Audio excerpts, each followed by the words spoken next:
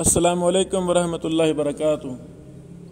دکتور حمزہ ملی باری حافظہ اللہ، انہوں نے کچھ رسائل اور کتب لکھی جس میں منہج متقدمین اور منہج متأخرین کے مابین فرق کرنے کی ناکام کوشش کی۔ شاید اس فتنہ کو ہوا دینے میں سب سے بڑا کردار اسی شخص کا ہے۔ فتنہ ہم نے اس لیے کہا کہ ان کی آراء کا بہت زیادہ علماء محدثین مشائخ نے زبردست قسم کے رد کیے، کتابوں کی شکل میں، لیکچروں کی شکل میں، الحمدللہ علی ذالک۔ تو ان کی ایک کتاب ہے الموازنہ بین المتقدمین والمتاخرین، اور ایک دوسری کتاب ہے نظرات جدیدہ فی علوم الحدیث۔ اس طرح اور بھی ایک دو رسائل ہیں۔ تو ان میں جو ان کی سوچ کا خلاصہ ہے، ان کے منہج کا خلاصہ، وہ ہم پیش کرنا چاہتے ہیں۔ یہ ہمارے محترم فضیلت مآب حافظ خضر حیات حافظہ اللہ، جو مدینہ یونیورسٹی سے ابھی اس سال ماجسٹر کلیہ حدیث سے فارغ ہو کر پاکستان آئے ہیں، انہوں نے ان کی کتابوں کے خلاصہ تعارف پیش کیا ہے۔ ہم وہ پیش کرنا چاہتے ہیں اور کچھ تبصرہ بھی پیش کرنا چاہتے ہیں۔ یہ کتاب الموازنہ بین المتقدمین والمتاخرین، اس کتاب میں 2-3 مسائل پر مصنف نے بحث کی ہے۔ دوسرا مسئلہ یہ ہے، تفرد ہے۔ خلاصہ یہ ہے کہ متاخرین تفرد سکہ کو مطلقاً قبول کرتے ہیں۔ حمزہ ملی باری صاحب جو دبئی میں مقیم ہیں، ان کا کہنا ہے، ان کی لمبی چوڑی بحث کا خلاصہ ہے کہ متاخرین تفرد سکہ کو مطلقاً قبول کرتے ہیں۔ تو یہ بات غلط ہے، صحیح نہیں ہے۔ سکہ کے منفرد کی روایت کو مطلقاً کیا متاخرین قبول کرتے ہیں، ایسی بات نہیں ہے، بلکہ اس میں تفصیل ہے۔ تو یہ بات غلط انداز میں پیش کی جا رہی ہے۔ اور پھر لکھا ہے کہ تفرد ضعیف کو مطلقاً رد کرتے ہیں، حالانکہ متقدمین کے ہاں ہر راوی کی ہر روایت کا حکم الگ الگ تھا۔ ان کے ہاں سکہ کے تفرد کا حکم مطلقاً قبول نہیں اور ضعیف کا تفرد مطلق رد نہیں ہے۔ الحمدللہ یہی منہج متاخرین کا ہے، ہم اللہ کی رحمت سے اور توفیق سے اس پر کئی مثالیں پیش کر سکتے ہیں۔ تو یہ بے تکی سی باتیں یہ لوگ کرتے ہیں۔ اسی طرح لکھتے ہیں زیادت السکہ، متقدمین کا منہج دکھتے نظری اور تتبع قرائن پر مبنی ہے۔ تو الحمدللہ یہی منہج متاخرین کا ہے۔ تعصب کی نگاہ سے جب ہم دیکھیں گے تو ہر چیز ہمیں اپنے اپوزٹ نظر آئے گی۔ آگے لکھتے ہیں جبکہ متاخرین نے اس کے لیے بھی ظاہری سند کو دیکھا ہے۔ یہ بات غلط ہے۔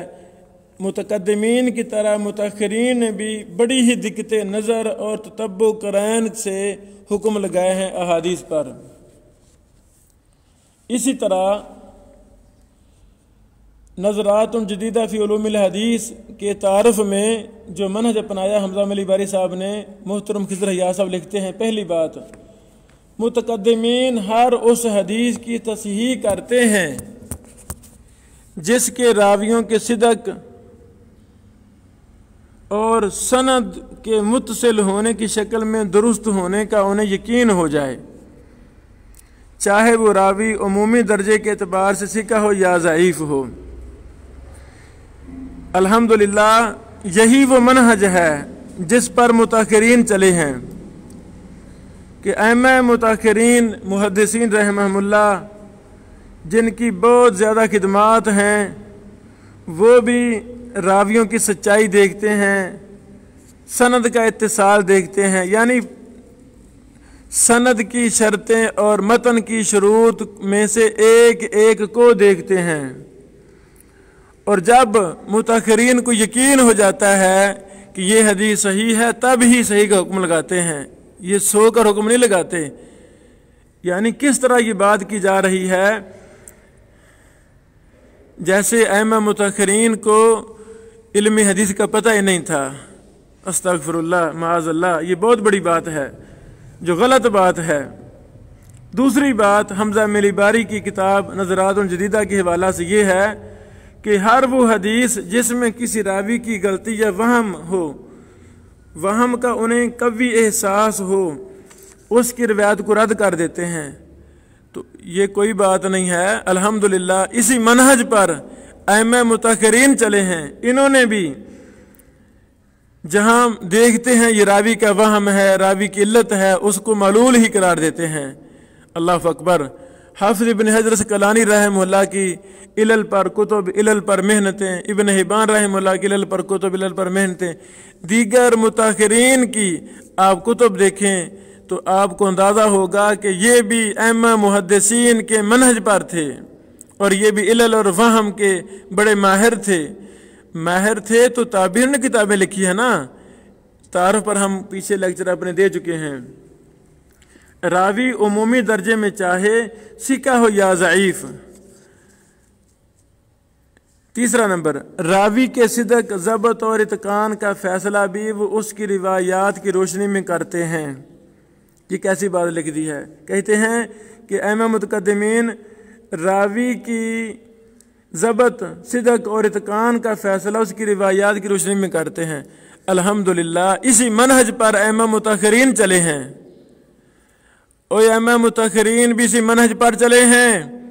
इमाम ज़हाबी को इस्तिक़राए ताम था, इमाम ज़हाबी को इस्तिक़राए ताम था, जैसे पहलों को इस्तिक़रा था, जैसे पहले मुहद्दिसीन रावियों की रिवायतें देखते थे, परखते थे, ऐसे ये मुताखरीन भी अल्हम्दुलिल्लाह शेख मौलवी यमानी, शेख अलबानी, दीगर शेख अबू इसहाक़ अल हुवैनी हाफिज़हुल्लाह, इन जैसे किबार मुहद्दिसीन, मेरे उस्ताद मोहतरम शेख इरशादुल्लाह कसरी हाफिज़हुल्लाह, ये उलमा, ये मुहद्दिसीन जिनको अल्लाह ने बाद में पैदा किया, लेकिन इनको भी मुतक़द्दिमीन की तरह ये मुकाम हासिल है कि ये उलमा मुहद्दिसीन भी एक रावी की रिवायात का दिरासा करने के बाद हुक्म लगाते हैं। अल्लाह अकबर। ये कौन सी बात है?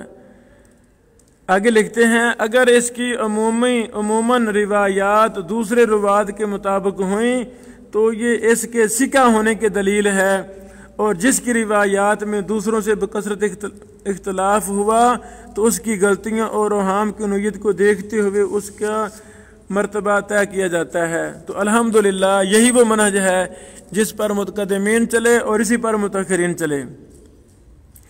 ये ऐसे शऊर दिया जा रहा है कि जैसे मुतक़द्दिमीन की किताबों को हमजा मिलीबारी साहब ने समझा है, पहलों ने तो समझा नहीं किताबों को। हम ये बात समझाने की खातिर कर रहे हैं। और अल्लाह के बंदो, मोहतरम मिलीबारी साहब, अल्लाह आपको हदायत दे, मनहज मुहद्दिसीन की पासदारी का अलम आपको अता फरमाए और तौफीक अता फरमाए। आप कैसी बातें कर रहे हैं? ये अइम्मा मुतक़द्दिमीन और अइम्मा मुताखरीन को अपोजिट साबित करने की नाकाम कोशिश है, इससे कुछ हासिल नहीं होगा। चौथे नंबर पर बात ये लिखी है, मुतक़द्दिमीन के यहाँ तहकीक रिवायत की इब्तिदा मुताखरीन की तरह रावी के बारे में कहे गए कलिमात सिका, ज़ईफ़, मतरूक वगैरह से नहीं होती थी, बल्कि रावियों के ये मरातिब उनकी मरवियात देखने के बाद होते थे। अल्लाह अकबर। अल्लाह की कसम, अइम्मा मुताखरीन भी इसी मनहज पर कायम हैं, इसी मनहज पर चले हैं। आप कुल्ली नफी कर रहे हैं कि मुतक़द्दिमीन सिका, ज़ईफ़, मतरूक वगैरह कह कर इब्तिदा नहीं करते थे। इस पर सैकड़ों मिसालें हम पेश कर सकते हैं। مستقل کتاب لکھ سکتے ہیں اللہ کی رحمت سے کہ ائمہ متقدمین نے بھی کتنے زیادہ روایتوں کو ضعیف قرار دیا. وجہ اس میں فرمایا کہ فلاں راوی ضعیف ہے، فلاں راوی کذاب ہے، فلاں راوی متروک ہے. مسائل موجود ہیں، اگر آپ کو نظر نہیں آتی تو آپ دیکھیں، کوئی بھی کتاب پڑھیں، الجرح و تعدیل ہی پڑھ لیں، اس میں کتنی مثالیں ملتی ہیں. امام ابو زرع رازی، ابو حاتم رازی، امام بخاری رحمہ اللہ کی تاریخ الکبیر پڑھ لیں، کتنی مثالیں ملتی ہیں. وہ حدیث کو ضعیف قرار دیتے ہیں. وجہ یہ جی فلاں راوی ضعیف ہے. لکھا ہے کیوں نہیں لکھا؟ فلاں راوی متروک ہے، فلاں کذاب ہے. تو یعنی کس طرح ایک بات کو غلط انداز میں پیش کیا جا رہا ہے. جس طرح پہلے محدثین نے مراتب قائم کیے ہیں اور بعد والے مراتب کے دشمن تھے. بعد والے بھی مراتب کے مطابق حکم لگاتے تھے، پہلے والوں کے مراتب پر ہی کام کیا ہے ان بعد والے ائمہ محدثین نے. دیکھیں کون سی کتاب جرح و تعدیل کی جہاں مراتب پر بحث نہیں ہے. تقریب التہذیب دیکھ لیں، تہذیب التہذیب دیکھ لیں، تہذیب الکمال دیکھ لیں، یہ بعد والوں کی کتابیں ہیں. لیکن کیا ان محدثین نے مراتب کا لحاظ نہیں رکھا؟ یہ کتنی بے تکی بات ہے.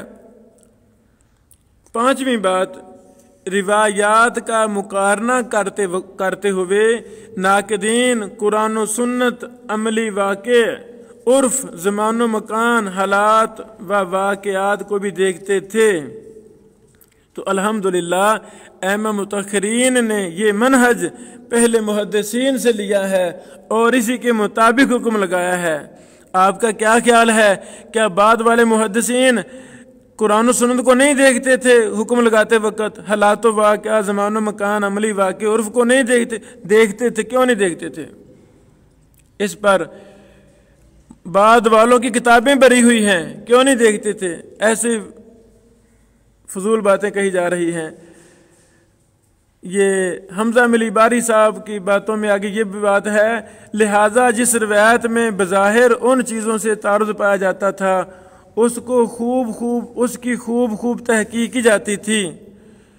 اس ارکریزی کے باعث ناقدین میں یہ ملکہ اور مہارت پیدا ہو گئی تھی کہ ثقات کی روایات میں غلطیاں فوراً پہچان لیتے تھے اور ضعفاء کی روایتوں میں درست باتیں نکھر کر سامنے جاتی تھیں. تو الحمدللہ اسی طرح بعینی ہی متاخرین میں بھی یہ ملکہ تھا اور یہ ملکہ اللہ تعالیٰ نے عطا فرمایا تھا.